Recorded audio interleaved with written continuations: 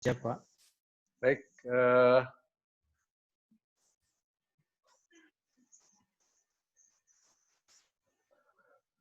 Assalamualaikum warahmatullahi wabarakatuh.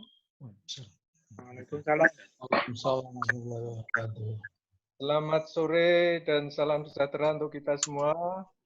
Terima kasih kepada ibu-ibu dan bapak sekalian yang sudah bergabung pada acara knowledge sharing Badan Kejuruan Teknik Fisika TI pada sore hari ini untuk saling berbagi pengetahuan. Pada sore hari ini sebagai narasumber adalah Pak Dhani Arifianto dari ITS. Terima kasih sekali Pak Dhani yang sudah bersedia untuk berbagi di BKTF ini Pak.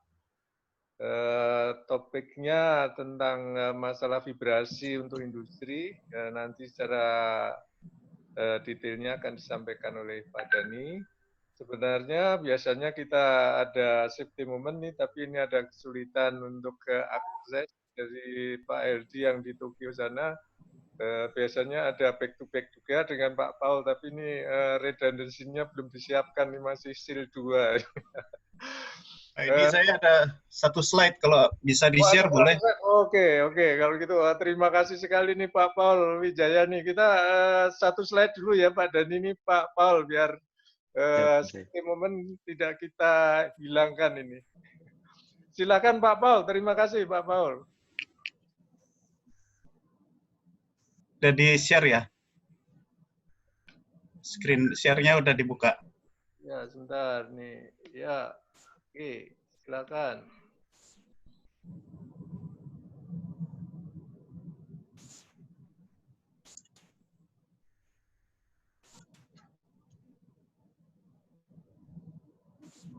Sudah kelihatan? Sudah kelihatan. Ini jelas sekali, Pak. Baik, sebentar aja ini.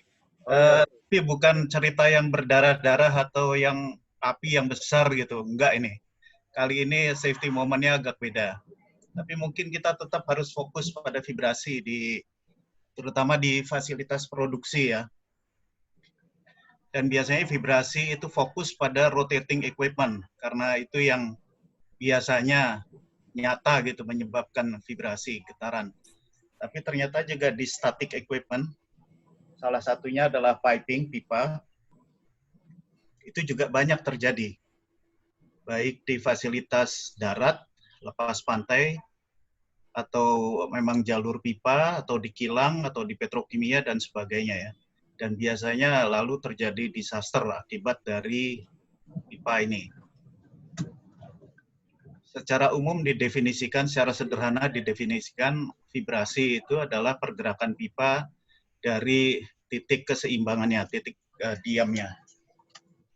Dan beberapa vibrasi bisa terlihat dengan nyata, bahkan bisa sangat nyata sekali gitu ya. Bisa dilihat atau dipegang atau didengar, tapi ada juga yang tidak bisa terlihat dengan nyata, karena kejadiannya hanya sekali-sekali aja sebentar, atau pada kondisi-kondisi tertentu.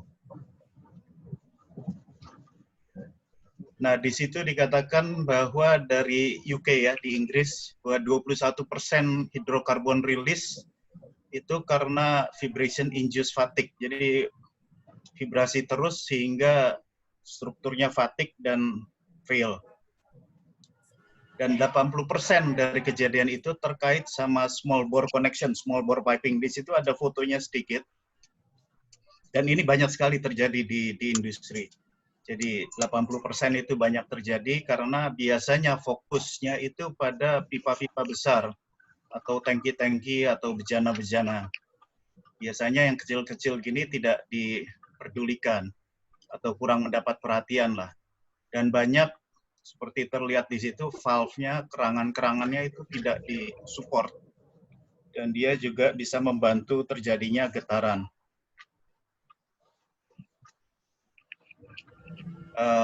Kemudian juga biasanya evaluasinya itu setelah kejadian, baru dievaluasi. Dan juga salah satunya karena jumlahnya yang sangat banyak, sangat besar sekali. Jadi memang harus fokus pada vibrasi, terutama pada pipa yang ukurannya kecil-kecil, karena itu yang paling sering gagal. Dan biasanya karena tidak diperhatikan, maka faktor kegagalannya menjadi lebih tinggi. Mungkin itu saja dari saya, Pak Edi. Jadi nggak ada darah-darahnya, nggak ada apinya, nggak ada apa, tapi Yang sedikit bersih ya. informasi aja. Nggak ada darah-darah. Oke. Terima kasih Pak Paul Wijaya sharingnya. Kita langsung mulai saja Pak Dani Arifianto, silakan Pak. Baik, bismillah. Assalamualaikum warahmatullahi wabarakatuh. Alhamdulillah, Waalaikumsalam. Alhamdulillah, Alhamdulillah Bapak Ibu sekalian yang saya hormati, Bapak-Bapak dari PII, PKTFP PII, Edi Laksana Sensei, kemudian Pak Suyanto yang telah memberikan kesempatan kepada saya untuk hadir berbagi di sini, merupakan kehormatan dan saya merasa tersanjung dan sekaligus humble gitu ya, karena bisa berinteraksi dengan Bapak sekalian, Bapak Ibu sekalian di ruangan yang terhormat ini. Kami ingin berbagi cerita, mungkin saya izin share screen dahulu.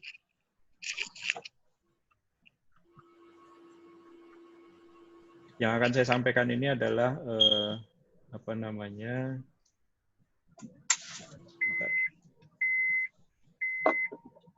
Yang ingin saya sampaikan di sini adalah bagaimana peran dari laboratorium terkait dengan kebutuhan dari industri terkait dengan masalah vibrasi ini. Saya akan mulai dengan slide saya yang pertama.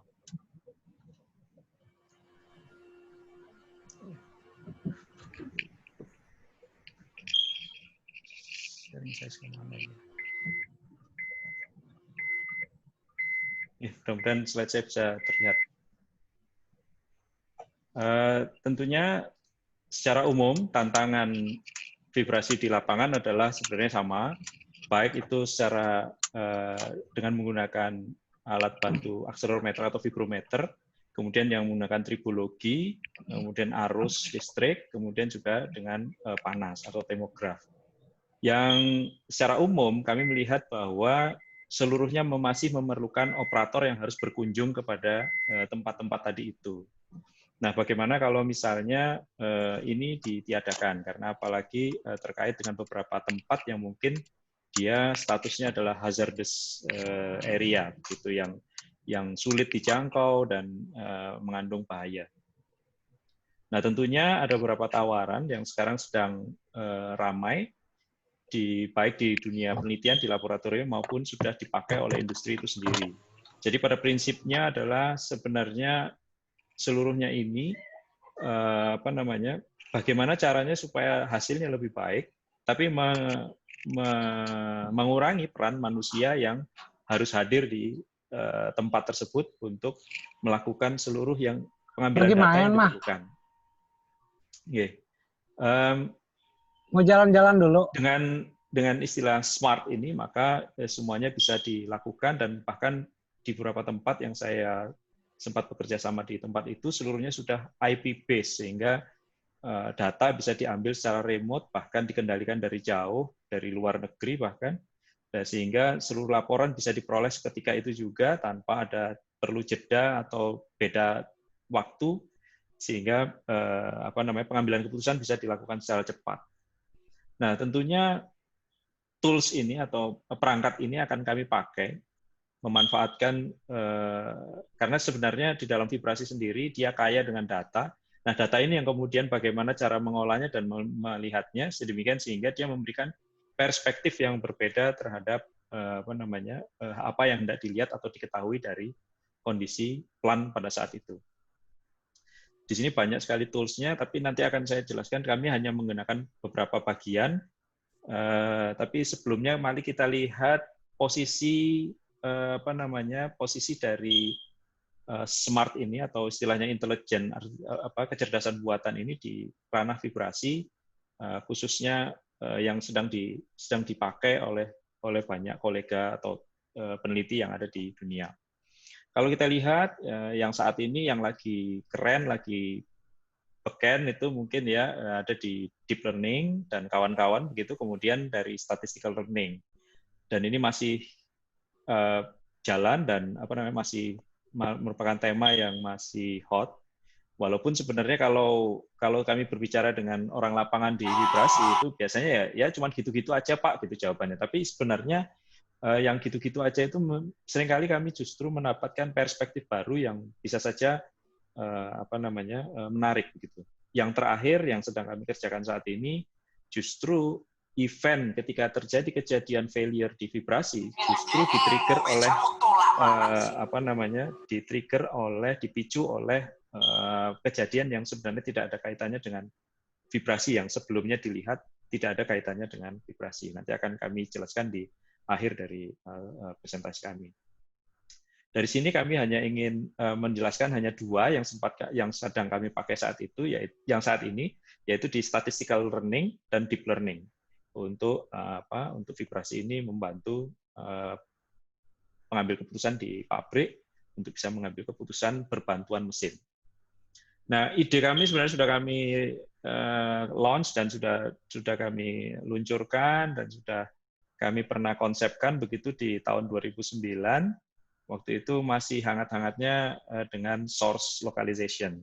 Nah, bagaimana kalau daripada punya sensor di tempat atau misalnya orangnya datang ke tempat, bagaimana kalau sensornya itu diletakkan remote begitu atau tanpa perlu ada kehadiran manusia, tapi dialah yang bekerja untuk mengambil data dan sekaligus memproses sehingga operator yang ada di depan komputer ini tinggal terima bersih gitu, terima beres gitu ya, pokoknya ada laporannya dan kemudian kalau ada gejala akan mulai rusak maka dia juga sudah bisa antisipasi berapa hari berikutnya. Ini ide yang kami lontarkan, gagasan yang kami lontarkan di 2009 dan kami publikasikan waktu itu. Nah, sebelum ke sana, mungkin yang perlu saya sampaikan di sini sebelumnya adalah bagaimana langkah-langkahnya. Dan ini saya kira bagi kita semua sekedar refreshing saja, mulai dari titik data collection atau pengambilan data. Kami di sini akan hanya fokus pada dua saja, yaitu vibrasi itu sendiri dengan menggunakan accelerometer dan tentunya dengan acoustic emission yang mungkin jarang ditemukan di pabrik karena biasanya pakai accelerometer untuk pengambilan data. Nah, mengenai analisisnya sendiri untuk datanya akan saya tidak akan banyak detail di sini karena saya yakin tidak akan menarik gitu ya. Tapi kami ambil dari beberapa contoh kasus yang pernah kami tangani. Tentunya saya tidak akan masuk ke detail bagaimana time frequency domain analysis dan seterusnya. Tapi metode ini yang kami pakai, perpaduan antara time dan frekuensi. Kemudian yang kami kenalkan di sini mungkin menjadi suatu yang baru adalah yang kami sedang tekuni yaitu di sparse. Jadi bagaimana kalau dia pengukurannya tidak komplit tapi banyak data yang hilang di tengah jalan atau mungkin terganggu oleh bunyi latar yang biasanya di industri itu ketika sensor itu ditaruh di tempat background noise latarnya atau draw latarnya itu jauh di atas 80 desibel, sehingga sulit untuk mendapatkan secara normal, sulit mendapatkan pengukuran yang reliable. Sehingga diperlukan teknik tertentu sehingga data yang hilang di tengah jalan itu tidak perlu diambil ulang, tapi dia bisa direkonstruksi di sisi pengolahan datanya di konsol atau di sisi operator. Kemudian yang berikutnya, yang terakhir ini adalah pengambilan keputusan bahwa kondisi tertentu dari mesin yang sedang diamati atau yang sedang diukur telah mencapai masanya untuk diganti atau masih punya waktu sebelum dia benar-benar gagal atau menyebabkan catastrophic failure di pabrik. Nah, metodenya banyak, tapi saya sekali lagi tidak akan saya tidak akan sampaikan banyak, tapi minimal dari sini saya akan pilih beberapa saja, misalnya di Fourier yang dikenal banyak dan sudah dipakai luas, kemudian ada cross korelasi yang sebenarnya sudah banyak yang meninggalkan karena memang dia bias, tapi akan kami coba lagi untuk kami perbaiki supaya dia tidak bias. Nanti kita akan fokus di dua ini saja, tidak yang lainnya belum pernah kami pakai. Yang pertama sekedar berikutnya mungkin ini ya kalau tidak menarik mohon maaf ya, karena ini sebenarnya hanya refreshing saja. Ini adalah Fouye. Pada prinsipnya saya punya data yang bulat-bulat ini spike ini, data digital begitu ya, yang diambil oleh sensor. Kemudian dari situ dialihkan ke dalam bentuk akan dialihkan ke dalam frekuensi. Kemudian kita memilih berapa lebar data yang harus di snapshot pada saat itu. Nah, yang baru adalah di sini teknik snapshotnya yang kami perbarui. Bagaimana kalau dia kalau kita masih ingat persamaan Fouye itu kan integral ya, berarti dia dijumlahkan mulai dari awal sampai akhir. Kami tidak, pendekatannya adalah piecewise, jadi dipotong-potong begitu, kemudian dari situ diambil satu persatu fitur yang kita cari, yaitu di sini khususnya adalah harmonics. Biasanya kalau dia rotating mesin, kalau dia bekerja baik, biasanya tidak menimbulkan harmonik. Tapi justru ketika mulai terjadi gejala, maka dia harmoniknya mulai muncul. Nah, inilah yang kami usulkan dengan menggunakan cara ini, sehingga harmoniknya bisa baik, bisa terdeteksi ketika masih sekecil mungkin, gitu. Sehingga kita masih punya waktu banyak bahwa sudah ada gejala, tapi kita masih punya waktu untuk memperbaiki atau misalnya merencanakan perbaikan. Nah, kalau di dalam Fouye yang normal, maka saya langsung skip saja. Sebenarnya ada fungsi anak tangga di sini yang menjadikan dia pembatas dari Fouye spektrum, tapi sepertinya mungkin tidak menarik, saya langsung skip saja ke sini. Nah, yang gambar sebelah kiri bawah ini adalah spektrum Fouye yang umum, atau yang diskrit seperti ini, yang biru ini adalah Fouye yang umum. Kemudian fungsi tangga ini yang diperoleh dari perpaduan dua filter bank, dua bandpass filter, gitu ya. Nah, sehingga saya punya batas baru dari spektrum Fouye-nya tadi itu, sehingga dia sempit. Nah, dari sempit inilah kemudian saya bisa mendeteksi puncak-puncak ini tadi dengan lebih baik, gitu ya, sehingga saya punya harmonik. Nah, harmoniknya di sini selemah apapun dia, selama harmonik itu sudah mulai terdeteksi oleh fungsi tangga ini, maka dia akan mulai muncul, dan semakin tinggi amplitudo dari fungsi harmonik ini, berarti semakin keras kejadian itu kejadian itu mulai mengalami, gitu, mulai terjadi.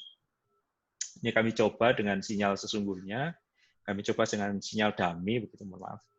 Sinyal dummy yang sebelah kiri ini adalah yang harmonik, gitu ya, memang dia jumlahan sinus, sementara yang sebelah kanan ini adalah white noise. Kalau kita perhatikan di sini, di hasil yang merah ini adalah harmoniknya kelihatan jelas sekali muncul dibandingkan kalau dia masih berupa noise. Hipotesanya adalah jika mesin itu berputar dengan baik, maka dia tidak menghasilkan bunyi selain white noise like, begitu ya, seperti white noise tanpa ada spektrum yang menonjol di antara spektrum-spektrum yang muncul akibat draw tadi itu. Tapi kalau harmoniknya mulai muncul, maka spike itu ini kekuatan harmoniknya mulai timbul, sehingga mulai bisa dideteksi. Nah, di situ kami berikan di sini ada scoringnya, begitu. Kalau dia scoringnya ini berarti harmoniknya sudah tinggi, parah. Kalau seperti ini berarti dia belum muncul, masih aman. Gitu. Kurang lebih seperti itu idenya. Nah, ini kami pakai di lab, kami uji coba gitu ya, dengan mesin pompa sederhana waktu itu. Ini kira-kira tahun 2009 baru pulang waktu itu. Jadi settingnya masih sederhana seperti ini, dengan menggunakan peralatan sederhana juga. Cuman yang kami bisa tonjolkan di sini adalah sinyal processing-nya yang tadi itu yang baru. Sehingga walaupun dia menggunakan mikrofon nyanyi ya, ini untuk orang nyanyi gitu, dia masih bisa sekelas dengan mikrofon yang mahal, yang biasanya dipakai untuk pengukuran di laboratorium. Jadi di mana yang mahal itu biasanya sekitar satu unitnya 50 juta ke atas itu mikrofonnya. Nah, ini dengan mikrofon sekitar berapa waktu itu Mbak Herti mestinya hafal harganya, karena ini dulu yang beli juga beliau. Nah, jadi kita bisa kurang lebih waktu itu kami bandingkan setelah dapat grant yang lebih besar dengan yang mikrofon yang lebih bagus, hasilnya tidak terlalu jauh, tidak terlalu mengecewakan gitu dibandingkan dengan harga yang lebih mahal. Maaf. Nah, ini adalah beberapa contoh kasus dari sederhana tadi itu pompa di lab, dari yang normal hanya sedikit, kemudian dia mulai dengan adanya bearing fault, di sini sudah kelihatan jelas, kemudian unbalance dan misaligned. Dari sini kita sudah bisa yakin kalau yang di laboratorium ini bisa mendeteksi kerusakan yang dialami, dan tentunya masih sederhana, single pump, single error, dan sensornya banyak. Nah, sekarang kami kembangkan lagi lebih lanjut, bagaimana kalau misalnya sensornya cuma satu, tapi pompanya yang jalan 4 sekaligus. Apakah bisa dia memisahkan errornya itu masing-masing? Nah, ini dalam percobaan berikutnya di 2017 kami sudah bisa membuktikan hanya dengan sensor yang sedikit itu dari jumlahnya 4, kemudian kami turunkan menjadi 2 sensor, tapi pompanya tetap 4 dan kerusakannya juga 4. Nah, ternyata dia masih bisa membedakan, memisahkan errornya di masing-masing tempat. Kemudian sebenarnya ada yang lain lagi, kasus yang lebih kompleks. Pompanya kami rusak dengan lebih dari 1 kerusakan sekaligus, kemudian jejer 4, gitu ya, jadi bersama-sama jalan, begitu, dan dia masih bisa mendeteksi kerusakan tadi itu. Dari sini kami bisa berasumsi kalau sebenarnya sistem ini sudah bisa kami coba di lapangan. Waktu itu, mohon maaf saya tidak tampilkan di slide sini, tapi mudah-mudahan ini bisa mewakili. Ini data yang kami ambil di yang sebelah kanan yang merah ini. Ini adalah data yang kami ambil di waktu itu namanya BOC gas di Manyar. Nah, waktu itu sekarang namanya Linde. Data ini kemudian kami olah di lab dengan cara yang sama, dengan pengambilan data yang mirip, tapi karena di lapangan ngambil datanya langsung pakai mikrofon jejer 4 tadi itu, kemudian dia bisa mendeteksi terjadinya bearing fault di pompa yang ada di pabrik di Gresik tadi. Nah, ini sekedar ini saja berapa grafik untuk menentukan jika dia dibandingkan dengan berapa metode, ternyata dari sisi kuadrat skala terkecilnya dia comparable dengan pertama dengan sensor yang lebih baik, kemudian juga dengan pengukuran di lapangan. Jadi kami bisa yakin kalau alat ini sudah bisa dipakai di lapangan. Tentunya walaupun masih baru 1 kasus, 1 pabrik, kami bisa yakin karena ini kami juga sudah baru publikasi di tahun lalu, itu sudah kami pakai di Python untuk kasus di mana pabriknya benar-benar diganggu oleh bising lingkungan sekaligus juga dengan tiupan angin dari pantai yang lebih keras dibanding di Gresik. Kemudian yang berikutnya, ada metode lain lagi, ini untuk vibrasi lain lagi, tapi ini untuk otomotif. Waktu itu kami dapat tantangan, bagaimana Pak kalau misalnya kita bisa mengetahui bahwa mobil ini bisa jalannya nyaman jika dia diganggu tanpa menurunkan model matematika. Nah, waktu itu akhirnya kami coba gimana ya, ternyata ada cara baru yang disebut dengan TPA, Transfer Path Analysis. Idenya sebenarnya sama, masih menggunakan itu tadi spektrogram, jadi ada time domain sama frekuensi domain, sensornya dipasang, kemudian kami olah dengan menggunakan spektrogram. Nah, dari spektrogram itu kemudian di setiap titik di mana dicurigai perambatan energi vibrasinya itu berlangsung, maka dia bisa merekam dari sumber kemudian berapa penjalarannya sepanjang jalan. Kalau kita masih ingat teori dasarnya vibrasi, tentunya masih ada yang disebut dengan, atau masih diingat mungkin ada yang disebut dengan koefisien transmisibilitas. Nah, kalau kita lihat teorinya di bukunya Rao itu, di buku pegangan textbook untuk kuliah vibrasi, itu yang disebut dengan transmisibilitas itu perbandingan 2 energi, dan biasanya dia adalah perbandingan titik tujuan dan titik awal, kemudian dia diberi tanda magnitudo, diberi tanda absolut begitu. Sehingga yang terjadi adalah sebenarnya berapa secara skalar berapa energi yang sampai pada titik itu. Nah, sekarang yang jadi masalah adalah ketika sistemnya kompleks seperti mobil seperti ini, tentunya kita bisa berasumsi kalau sumbernya itu hanya satu dari, kalau kendaraannya diam ya, sumbernya ada sumber vibrasinya, exciternya itu ada di mesin. Nah, kemudian dari mesin ini dia dirambatkan kemana-mana. Nah, yang jadi masalah adalah ketika misalnya ternyata satu titik yang kita duga di mobil tersebut itu seharusnya vibrasinya katakanlah 5, gitu, ternyata kita terimanya itu 10. Jadi 2 kali lipat lebih besar dari yang disangkakan dari model misalnya. Nah, kita tidak tahu asalnya dari mana ini energi yang membuat dia jadi lebih besar 2 kali lipat tadi. Nah, dengan cara yang baru ini, maka kita bisa melacak sebenarnya yang memiliki kontribusi itu sebelah mana ya dari bagian mobil tadi itu, sehingga pada titik yang kita amati itu kejadiannya lebih tinggi dari perhitungan. Prinsip kerjanya sebenarnya sederhana, tools-nya yang dipakai juga sederhana, masih berbasis Fourier transform sebenarnya. Jadi kami secara umum, kalau saya punya data di satu titik begitu ya, dari satu sensor, kemudian dia diambil Fourier transform, maka kita bisa punya matriks data dari yang sebelumnya satu dimensi, data matriks time domain, kemudian kalau dia di Fourier transformkan, maka saya punya 2 dimensi, bahkan 3 dimensi karena ada amplitudo, waktu, dan frekuensi. Kemudian kita cari teman-temannya dari titik yang nomor 2, titik nomor 3, dan seterusnya.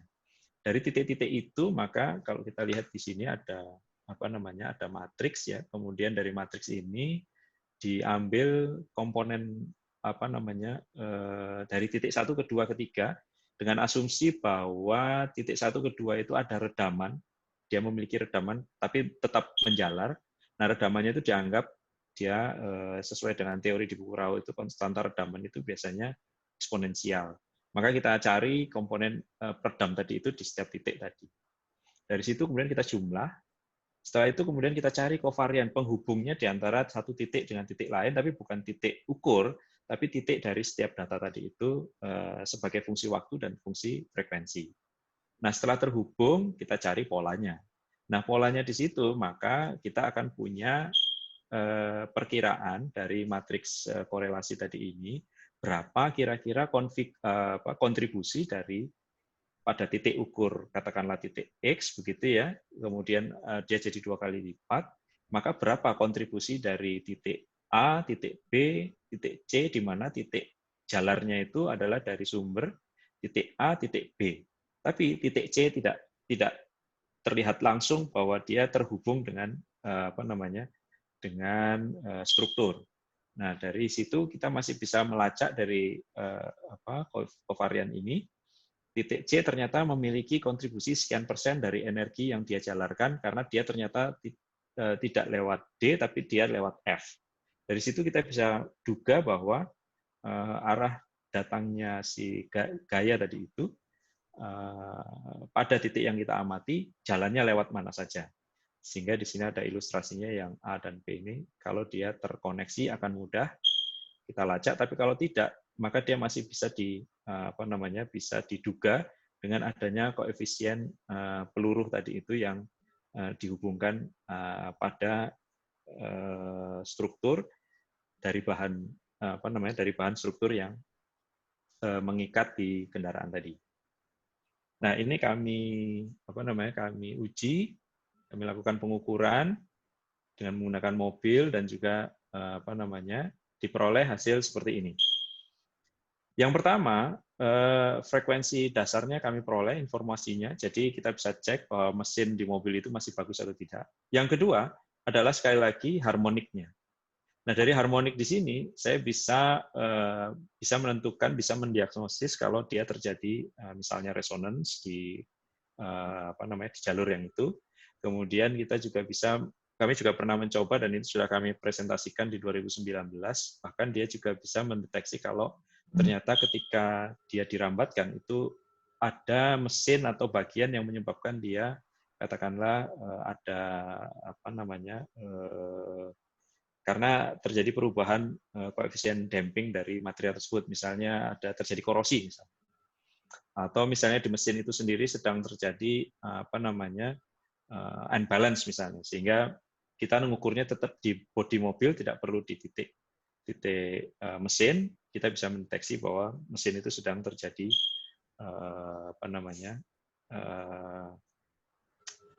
unbalance. Kemudian berikutnya, ini contoh lain lagi, kita masih bermain dengan domain data vibrasi, domain waktu, dan domain frekuensi. Tapi sekarang yang menjadi tantangan adalah bagaimana kalau data itu tidak kita peroleh secara lengkap.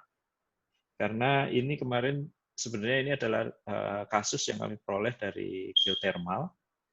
Mereka punya data, tapi datanya itu tidak direkam secara runtut. Jadi kadang-kadang ada hari ini, kadang-kadang 2 hari hilang, kadang-kadang seminggu terukur, kemudian hilang 4 hari gitu. Jadi datanya benar-benar sulit untuk dilacak keberadaannya. Tapi sekali lagi sebelum saya diprotes oleh teman-teman di geothermal, ini pengambilan data waktu itu. Jadi mungkin sekarang sudah lebih baik. Nah, waktu itu kami usulkan bagaimana kalau misalnya daripada kita pakai frekuensi kelamaan, karena struktur yang muncul itu dari time domain-nya, bagaimana kalau kita bermain di time domain aja bisa lebih cepat.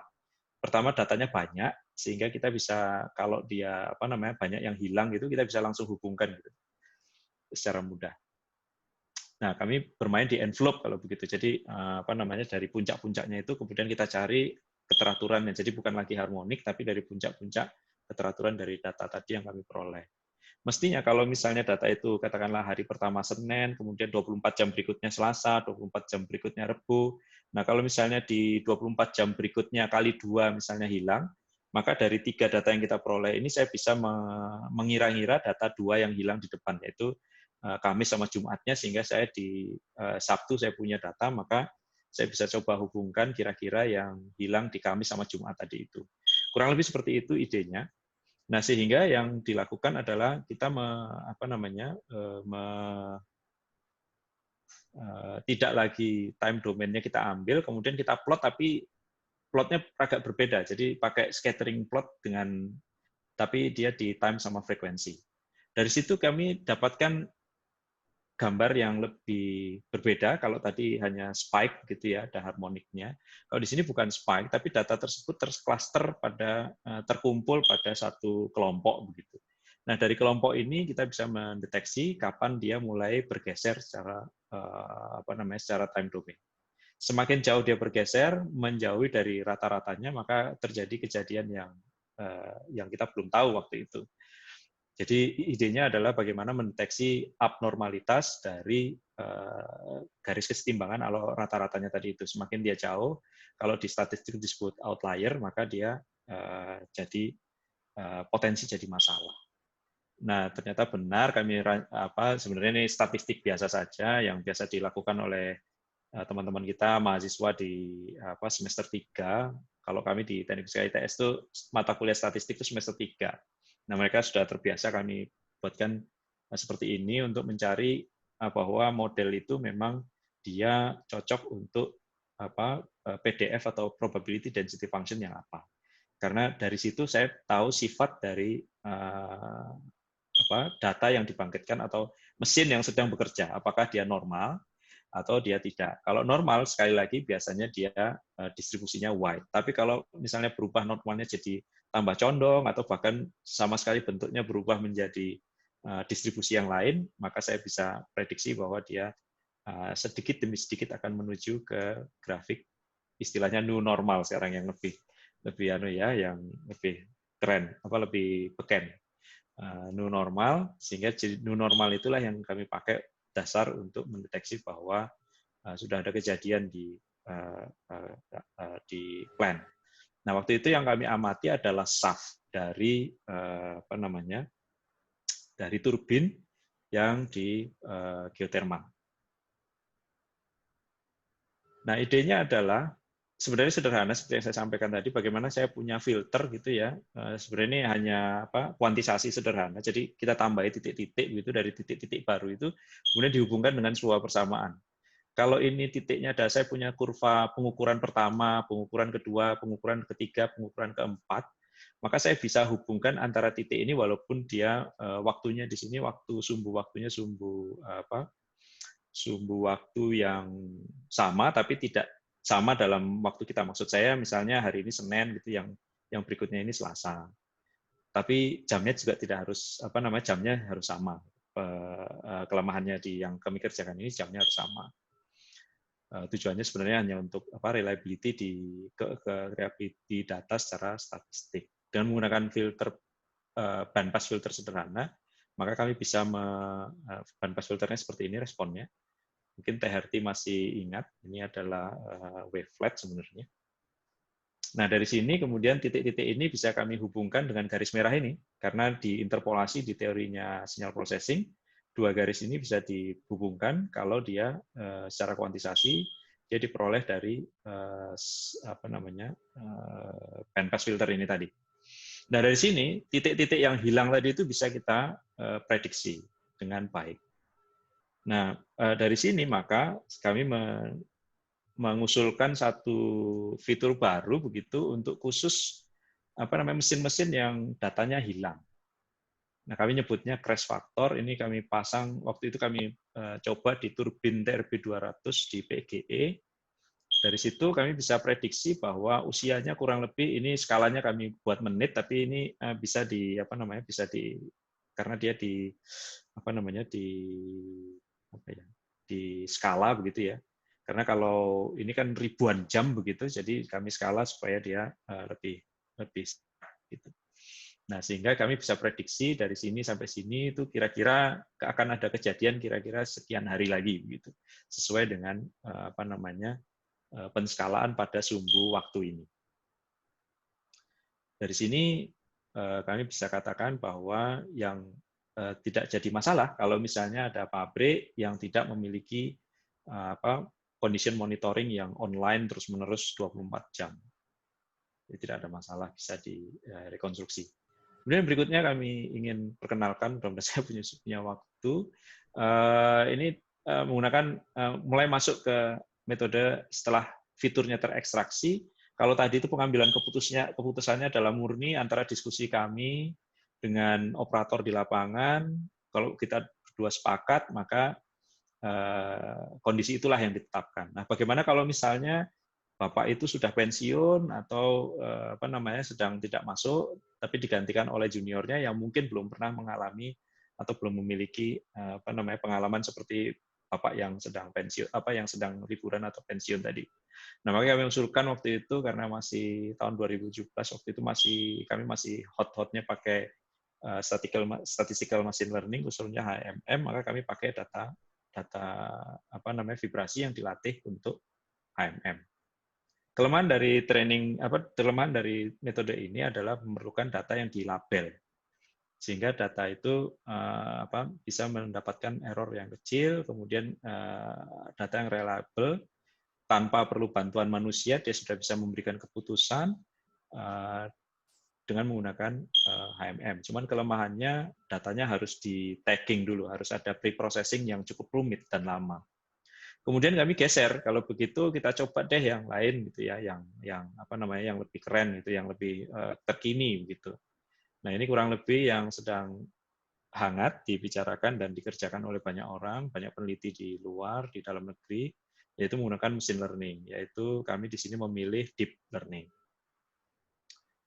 Intinya sederhana, kalau tadi machine learning, tadi belum pakai machine learning, kalau tadi itu seluruh fiturnya diambil keputusannya setelah keluar fitur-fitur tadi oleh manusia, maka dia digantikan oleh black box ini atau deep learning system ini. Jadi diberi waktu untuk belajar dan data, kemudian dari belajar itu dia bisa mengambil keputusan. Nah, karena PGE sudah lebih jauh gitu ya, kami cari yang dekat-dekat aja gitu. Waktu itu alhamdulillah dapat yang di Gresik lagi. Nah, ini gas turbin. Nah, di sini kami pakai gas turbin ini ada 6 total, ada 6 sensor vibrasi waktu itu. Pertama lebih menarik dari PGE karena rotasi per menitnya lebih banyak, lebih besar. Kemudian dia ini adalah gas.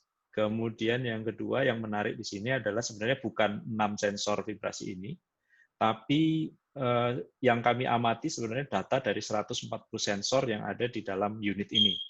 Karena dari keluhan dari pemilik turbin ini adalah trip itu terjadi ketika bukan dari vibrasi. Jadi ketika dicek seluruh komponen berputarnya tidak ada masalah, alignment dan seterusnya, tapi tetap saja trip dan tripnya berkala. Akhirnya kami coba telusur, ternyata penyebabnya adalah justru di flow yang belum pernah kita bayangkan, yang belum pernah kami bayangkan sebelumnya, bahwa ternyata penyebab trip vibrasi tadi adalah dari flow. Nah, bagaimana kalau misalnya sementara sependek pengetahuan kami sendiri belum ada persamaan matematika yang bisa mengkaitkan antara vibrasi dengan flow. Nah, oleh sebab itu kami coba dengan menggunakan machine learning tadi ini. Bagaimana kalau datanya dicampur antara data vibrasi yang satuannya juga berbeda dengan flow, yang sebelumnya memakai kecepatan dan displacement, tapi sekarang ditambahi dengan volume per satu satuan waktu flow. Nah, ini belum selesai pekerjaan ini, jadi yang saya tampilkan ini masih awal. Tapi dari awal ini cukup menjanjikan sehingga kami juga masih semangat gitu, sehingga pekerjaan ini masih jalan. Yang pertama memang kerepotannya adalah bagaimana meng-align data tadi itu, data time domain, supaya dia sejalan, time stamp-nya itu sama. Karena frekuensi samplingnya antara ketika data diambil dari vibrometer atau accelerometer di turbin dengan flow itu tidak sama. Sehingga ketika kejadian di titik itu atau pada detik itu, bisa saja dia sebenarnya sudah terlambat karena data rate dari accelerometer lebih besar daripada flow. Nah, dengan cross korelasi sederhana kami berhasil meng-align data tadi itu, kemudian dengan menggunakan long short term memory inference engine atau secara umum dia disebut juga bagian dari deep learning, kami bisa memprediksi dengan tepat data ini. Jadi sebelum dan sesudah ini yang jalan 0 ini ke belakang ini yang sebelum. Nah, sekarang yang sedang kami kerjakan adalah bagaimana dia memprediksi ke depan. Karena dia sudah belajar cukup lama gitu si LSTM-nya ini. Nah, hasilnya adalah kalau kita zoom, selisih antara yang sesungguhnya dengan yang diinginkan, yang diprediksi oleh deep learning-nya tadi tidak terlalu jauh dari dari angka sesungguhnya. Jadi kami bisa yakin walaupun ini masih kerjaan tahap awal belum selesai, masih bisa layak dilanjutkan begitu, sehingga masih semangat di sini. Kemudian kalau tadi masih memakai vibrometer, sekarang kami tertarik dari artikel ini tahun 2011, bagaimana kalau misalnya dia di hazardous area, sensornya tidak menyentuh, kami pakai mikrofon. Ini punya orang, tapi idenya adalah dengan mikrofon array, mikrofon yang disusun banyak, maka saya bisa memberikan informasi dari time domain dan frekuensi domain, kemudian amplitudo digabung begitu, sehingga saya punya 360 derajat gambar bagaimana karakteristik bunyi atau vibrasi yang dia audible, sehingga kita bisa mengukur sebenarnya berapa parah kejadian tersebut. Nah, ini yang kami peroleh. Kejadian ini kami ukur di tahun 2015. Sekalipun pengukuran datanya penuh, tetapi ternyata yang kami hadapi adalah sparse. Dari sini kami coba bagaimana pendekatannya kalau dia near field dibanding far field. Di sini dari pengukuran diperoleh ada selisih, sehingga yang kami jadi ada batas begitu maksudnya. Far field sama near field itu berapa near, berapa field, berapa far gitu. Sehingga kami ambil di angka yang karena semakin dekat atau semakin jauh maka kecocokan titik-titik yang hitam ini semakin jauh dari yang sesungguhnya. Akhirnya dari turbin di Gresik juga ini ada 6 level turbin untuk kompresi dari gas menjadi cairan. Kami bisa mendapatkan hasil seperti ini. Sekali lagi sama menggunakan mikrofon untuk nyanyi tadi itu yang kami pasang di pabrik yang sebelumnya dipakai untuk vibrasi, kemudian dia dipakai untuk apa namanya acoustic emission tapi berdasarkan vibrasi. Nah dari situ kami tidak saja mendapatkan informasi vibrasinya, tetapi juga mendapatkan noise-nya secara akustik juga, karena memang syaratnya untuk yang ini vibrasinya harus audible, walaupun dia mungkin tertutupi oleh apa namanya tertutupi oleh bunyi latar yang tinggi, jadi kalau didengarkan telinga tidak terdengar, tapi oleh sensor dia bisa didengarkan. Nah, syaratnya kalau vibrasinya dia menghasilkan bunyi. Nah, di sini ada keuntungan dan kelemahannya dari masing-masing apa namanya metode yang kami usulkan untuk beberapa masalah yang kami temui dari beberapa apa namanya klien atau perusahaan yang meminta tolong kami untuk mengukur atau menentukan letak posisi kegagalan dari unit yang ada di mereka. Sebagai akhir penutup, ada beberapa hal yang ingin saya sampaikan dan kami sudah berusaha beberapa tahun ke belakang ini, kurang lebih 10 tahun begitu, dari khususnya untuk vibrasi, baik itu yang menggunakan accelerometer maupun yang tanpa sentuh, dengan menggunakan sinyal processing sebenarnya bisa diperoleh hasil pengukuran yang baik, cost efektif, dan juga simple. Simpelnya di sini tentunya tanda kutip ya, karena memang apa namanya banyak requirement yang harus dipenuhi terlebih dahulu. Tentu saja dari sini kami bisa dan udah ada beberapa yang kami coba waktu itu di Linde sama di Python, di monitoring secara jauh, sehingga kami berharap di masa-masa yang akan datang dengan menggunakan platform atau menggunakan tools DSP ini, signal processing, maka industri khususnya pengukuran vibrasi di tempat-tempat yang berbahaya di plant bisa diminimalkan resikonya, baik dari resiko manusianya maupun dari resiko peralatannya. Saya kira itu yang bisa saya sampaikan. Mohon maaf bila mana ada kekurangan dalam penyampaiannya. Mudah-mudahan saya bisa mendapatkan banyak masukan, umpan balik dari Bapak Ibu sekalian yang mungkin lebih banyak berkecimpung di plant daripada kami, sehingga kami bisa lebih kaya lagi berhadapan dengan kasus-kasus yang jarang kami atau tidak mungkin kami temui di kampus. Saya kira itu saja. Terima kasih banyak atas perhatiannya. Saya kembalikan ke Bapak Moderator Edi Laksono Sensei. Terima kasih. Terima kasih Pak Dhani Arifianto. Ini presentasinya bagus sekali dengan banyak kasus-kasus di industri. Kami undang komentar, pertanyaan, atau masukan-masukan dari kawan-kawan yang hadir pada sesi sore ini. Silakan, ibu-ibu atau bapak-bapak.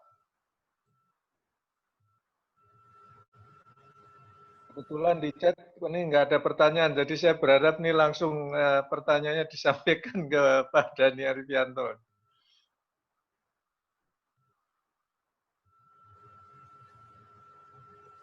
Suyanto Pak, BPPT.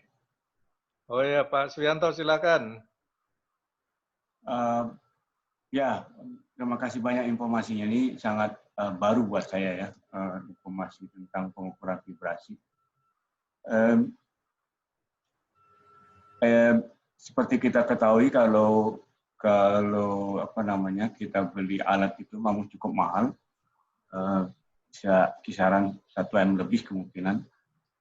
Kaitan dengan ini, Pak Denny ya, maaf ya, itu kalau sampai mana penelitian Bapak udah menuju bisa diwujud komersial atau hanya terbatas di kampus? Itu yang pertama. Kedua, dikaitkan dengan sekarang ya, karena kan semua larinya kepada machine learning, deep learning dan sebagainya, artificial intelligence dan sebagainya. Itu artinya nyambungnya seperti apa Pak? Arti kan data-data yang ada terus kemudian diproses oleh deep learning ya, di machine learning. Itu yang kedua Pak.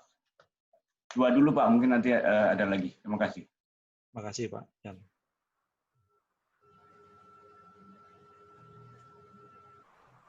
Iya. Langsung saya jawab nggih, Sensei. Iya, Pak. Monggo, Pak. Iya. Yang pertama mengenai ini apa namanya, apakah produk kami sudah komersialisasi. Kalau komersialisasi secara umum sih belum, Pak. Karena yang selama ini kami hanya misalnya kalau ada kasus di sini, maka itu yang kami pasang. Tapi kalau misalnya kami jualan seperti apa namanya perusahaan itu belum. Tadi secara umum yang kami sampaikan tadi ini kasus-kasus karena memang diminta ya kayak apa kalau di istilahnya di Bapak Ibu dosen itu biasanya proyekan begitu Pak. Kemudian alat itu yang kami pasang. Kemudian hasil akhirnya tetap laporan kepada pemberi pekerjaan. Nah, untuk yang bagaimana yang apa namanya, saya ingin mengkaitkan dengan pertanyaan yang kedua, bagaimana dengan kaitannya vendor yang sudah ada bermain di vibrasi ini sendiri. Saat ini kami sedang mencoba karena kami masih kesulitan kalau komersialisasinya itu kami lakukan sendiri.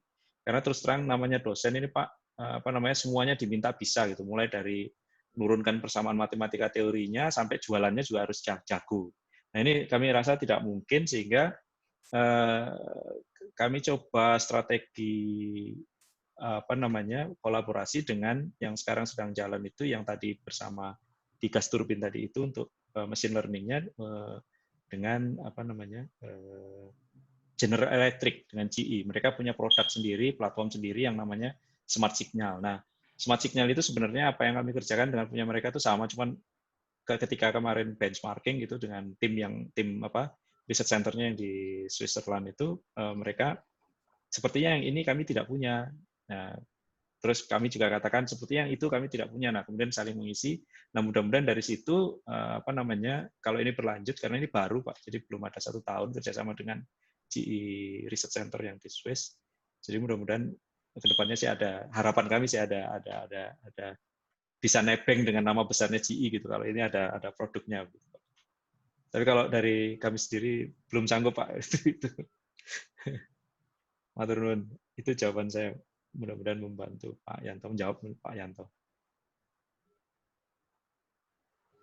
Terima kasih, Pak. Nyambung boleh Pak, nyambung. Oh ya, silakan Pak Yanto, sambung aja Pak.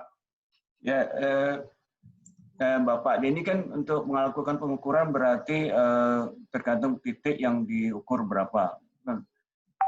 Makin banyak titik, makin banyak data yang diambil.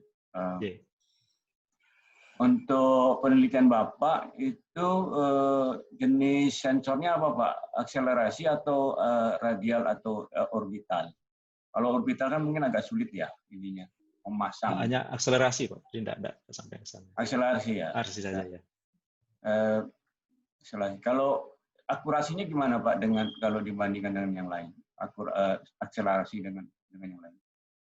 Mohon maaf Pak, saya belum pernah menggunakan yang lain, jadi masih akselerasi. Cuman kalau apa namanya dibandingkan dengan data yang sensor-sensor Bapak sebutkan tadi, kami pernah. Nah kemudian kami coba dengan menggunakan persamaan matematika gitu mengkonversi dari yang itu ke sana. Cuman hasilnya memang masih belum sebaik kalau pakai alatnya langsung, Pak. Tapi minimal sudah bisa mendekati apa namanya yang alat-alat tadi itu. Nah sampai saat ini memang keterbatasan kami itu tadi. Peralatan yang kami miliki baru terbatas akselerasi dan juga di industri juga masih pakainya akselerasi tadi itu. Begitu Pak Suyanto. Jadi belum lengkap Pak kalau misalnya dihadapkan dengan yang seperti itu. Terima kasih Pak. Jadi masih sifatnya masih ini ya Pak apa namanya project ya, artinya bukan belum orientasinya untuk skala komersial. Kemudian memang kami waktu itu, kami punya alat Pak di Kamojang. Kami bekerja sama dengan ITB melakukan pengukuran. Tapi kalau sifatnya proyek itu kan artinya sesaat. Tidak bisa kita monitor terus-menerus, kemudian dari hasil tersebut kan kita bisa, oh ini rusaknya seperti ini. Dari spektrumnya bisa dibaca, oh ini karena ini. Kalau alat Bapak pasti sudah punya ya, artinya bisa diketahuan ini spektrum berapa peak, 2 peak, dan seterusnya bisa dianalisa ini akibat daripada ini. Seberapa jauh dari alat yang Bapak lakukan dari pengukuran kemudian dari analisa, wah ini akibat unbalance, ini akibat dari pelumasan yang tidak baik. Seberapa tepat alat Bapak? Untuk beberapa kasus Pak yang kami pakai itu pernah kami pakai di pabrik, kemudian pernah juga kami pakai di kapal. Nah, misalnya kalau di kapal sendiri itu akurasinya langsung drop karena memang mungkin banyak masalah kendala atau kondisi lingkungan yang di sekitar kamar mesinnya itu yang tidak menyebabkan datanya tidak misalnya angguan akibat gelombang dan seterusnya. Jadi dia tidak sebaik ketika dia unitnya ada di darat. Nah, mengenai ketepatannya sendiri, kami cukup yakin karena dari beberapa kasus ini memang berhasil dia mengatakan demikian gitu sesuai dengan yang diharapkan. Nah, tentunya ketika dikatakan berhasil, kami perlu pembanding karena sekali lagi walaupun ini proyek di pabrik, tapi kami biasanya juga menyandingkan dengan hasil yang biasa dilakukan oleh vendor dari pabrik tersebut atau mungkin dari operator pabrik tersebut. Nah, biasanya hasilnya selama ini masih baik, masih sesuai sehingga apa yang kami peroleh ini masih sesuai dengan teorinya dan juga sesuai dengan yang di lapangan. Tapi apakah pernah gagal? Mohon maaf Pak, sampai seperti ini mungkin kasus yang kami miliki yang kami dapatkan dari industri juga variasinya belum banyak sehingga boleh dikatakan karena kasusnya masih dalam tanda kutip mudah begitu nggih, sehingga dia masih baik. Nah, justru dengan yang baru ini kami sedang bekerja sama dengan SKF yang di Gresik tadi untuk gas turbin, itu kami lakukan terus-menerus 3 tahun Pak, ini sedang jalan. Nah, dengan harapan dari sini ini sudah mulai timbul masalah ini Pak, yang kemarin itu karena time sampling malahan penyebabnya. Pertama dari variabel fisika yang tidak masuk dalam hitungan vibrasi itu sendiri. Itu kasus pertama. Kemudian kasus kedua ternyata platform di pengukurannya itu tidak sesuai dengan teori yang kami miliki. Nah, sehingga selama 3 tahun ini justru muncul masalah baru. Nah, seperti ini Pak yang kami inginkan, sehingga apa yang kami kerjakan ini sebenarnya tidak terlalu baik gitu kalau misalnya dia dihadapkan pada kasus-kasus yang berat. Nah, beratnya itu yang saya masih perlu banyak lagi contoh-contoh kasus dari industri-industri yang mungkin berkenan kami kerjakan di tempat itu. Gitu Pak Suyanto. Pak, bisa tanya Pak?